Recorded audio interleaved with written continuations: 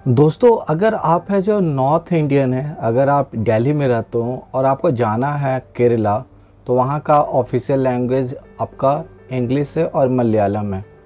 तो अब आप ये सोचेंगे कि अगर आपको इंग्लिश नहीं आती है और आपको हिंदी आता है क्योंकि आप दिल्ली से हो, तो अब क्या आप मलयालम में बात कर पाओगे? अगर आप नहीं बात कर पा रहे हो मलयालम में, तो वहाँ के लोग से आप कैसे कम्युनिकेट कर पाओगे?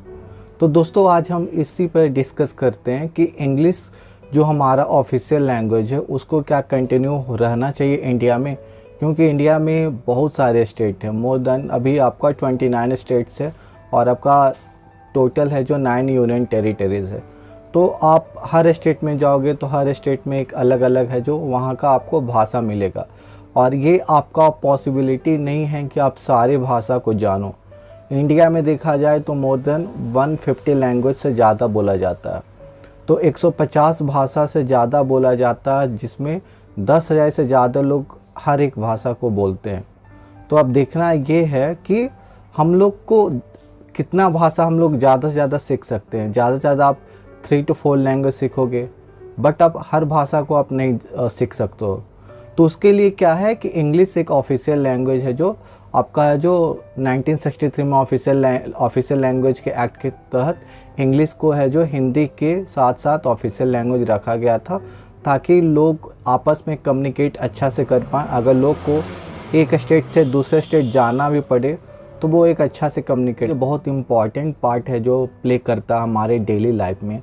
जैसे कि आप इंग्लिश है जो आपका एजुकेशन में यूज किया जाता है, गवर्नमेंट ऑफिस में, आप कोर्ट में भी जाओ तो अभी भी है जो इंग्लिश लैंग्वेज का है, जो इंग्लिश लैंग्वेज का है वहाँ पर भी है जो उपयोग होता है। चाहे आप यहाँ अगर आप किसी से कम्युनिकेट भी करते हो गवर्नमेंट ऑफिस में किसी और स्टेट में, और अगर आपको लोकल लैंग्वेज नहीं आ रहा वहाँ का, तो इंग्लिश आ रहा तो आप कम्युनिकेट कर सकते हो। तो इंग्लिश एक ऐसा लैंग्वेज बन चुका है जिससे हम लोग हर हर पीपल से है जो हर लोग से हम लोग है जो कम्युनिकेट कर सकते हैं। और इंग्लिश एक ऐसा लैंग्वेज है जो आपका मोर देन 150 कंट्रीज़ में है जो बोला जाता है। तो अगर आप इंग्लिश अच्छे से जानते हो तो आप किसी भी देश में चले जाओ तो आप कम्युनिकेट कर सकते हो। अब जैसे आप चाइना में जाते हो, वहाँ पर आपका इंग्लिश नहीं लोग ज़्यादा जानते क्योंकि वहाँ पे चाइनीज़ लैंग्वेज है, बट आप इंग्लिश फिर भी जानते हो तो ऐसे लोग मिलेंगे जो आपको इंग्लिश में बात कर सकते हैं। उसी तरह जापान में जाओगे तो वहाँ जापानीज़ है, रसिया में जाओगे तो रसियन लैंग्वेज है, साउथ अफ्रीकन में भी जाओगे तो वहाँ का अपना लोकल लैंग्वेज है। तो बट इंग्लिश का क्या है इम्पॉर्टेंस कि अगर आप इंग्लिश में जानते हो तो कोई एक ऐसा शख्स मिल जाएगा जिससे आप बात कर सकते हो इंग्लिश में। तो इंग्लिश अभी इंडिया में अगर हम लोग बात करते हैं तो हम लोग आप स्कूल से लेके कॉलेज से लेके आप ऑफिस सारी जगह आपका इंग्लिश लैंग्वेज का है जो आपका इम्पॉर्टेंट है। और इंग्लिश लैंग्वेज से आप कम्युनिकेट कर सकते हो किसी भी लोग से, चाहे आप किसी भी स्टेट में इंडिया में जाते हो, अगर आपको इंग्लिश लैंग्वेज अच्छे से आता तो आपका प्रॉपर कम्युनिकेशन उनके साथ हो जाएगा। और इंग्लिश का एडवांटेज काफ़ी सारा। अगर एडवांटेज की बात करें तो पहला क्या कि ये आपको एक्सेस करता है ग्लोबल अपॉर्चुनिटी का। जैसे काफ़ी सारे इंडिया में जो स्टूडेंट होते हैं वो 10th 12th करने के बाद वो फॉरेन यूनिवर्सिटी में अपना बैचलर्स के लिए जाते हैं, मास्टर्स के लिए जाते हैं, तो उनको टफल या आईलेट्स का एग्ज़ाम देना पड़ता है। वो एक ऐसा एग्ज़ाम होता है जिसमें आपका इंग्लिश कम्युनिकेशन टेस्ट देखा जाता है कि आपका इंग्लिश लैंग्वेज किस तरह का है और वो फॉरेन यूनिवर्सिटी में क्या आप है जो सर्वाइव कर पाओगे या नहीं।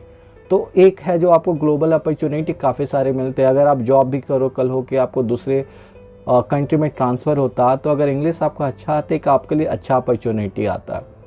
फिर क्या है कि अगर आप साइंस और टेक्नोलॉजी की भी बात करो तो इंग्लिश वहाँ पर भी बहुत इंपॉर्टेंट है, क्योंकि most of the journals E book जो है वो आपका इंग्लिश में ही आता है। इंग्लिश के थ्रू आप है जो काफ़ी सारे दूसरे कंट्री के भी लोग से आप बात कर सकते हो, एक इंग्लिश क्योंकि एक कॉमन लैंग्वेज हो जाता है। और इंग्लिश से आप देखो तो इंग्लिश से आप किसी भी लोग से जो दूसरे कंट्री में है इंटरनेट के थ्रू आप बात कर सकते हो, एक प्रॉपर कम्युनिकेशन बनता है और आप अपनी बात को उनके समक्ष जो रख पाओगे क्योंकि आपको इंग्लिश अच्छे से आता है। अगर हम ये ग्राफ देखते हैं तो ये ग्राफ से हम लोग को ये देखने को मिल रहा कि इंडिया में सबसे ज़्यादा जो भाषा बोले जाते हैं वो आपका हिंदी है। हिंदी लोग है जो 41% मतलब बोलते हैं, खास करके most of the north Indian state से और आपका ईस्टर्न स्टेट से वो हिंदी वहाँ का लोकल लैंग्वेज है। फिर आप तेलुगु देखो तो उसके बाद है जो तेलुगु 8% है, बंगाली देखो तो आपका 8% है, पंजाबी 3% है, आसामी सबसे कम है आपका 1%, और अदर्स में आपका 7% है जहाँ पर हर तरह के भाषा बोले जाते हैं।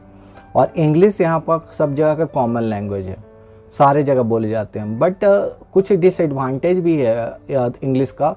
पहला डिसएडवांटेज ये है कि इंग्लिश है जो अभी के टाइम में एक है जो क्लास डिवाइड कर दिया, रिच क्लास पुअर क्लास। उसमें क्या हो गया कि हम लोग को ऐसा लगता है कि जो लोग अच्छे इंग्लिश बोलते हैं वो रिच फैमिली से बिलोंग करते हैं, जो लोग अच्छा इंग्लिश नहीं बोलते हैं वो पुअर फैमिली से बिलोंग करते हैं। तो मतलब इंग्लिश का ऐसा हाइप बना दिया गया है कि अगर आपको इंग्लिश नहीं आता तो आपको कोई फ्यूचर नहीं है, जो कि गलत है। इंग्लिश जस्ट एक लैंग्वेज है जो हम लोग सीखते हैं ताकि जो लोग को है जो आपका दूसरे लैंग्वेज नहीं आता वो इंग्लिश में उनसे कम्युनिकेट कर सकते हैं। बट इसका मतलब ये नहीं है कि आपको अच्छा से इंग्लिश आता है तो आपको कुछ भी चीज़ आता है और आप एक है जो हाई क्लास से बिलोंग करते हो। ऐसा नहीं है। इंग्लिश जस्ट फॉर कम्युनिकेशन हम लोग को देखना चाहिए। और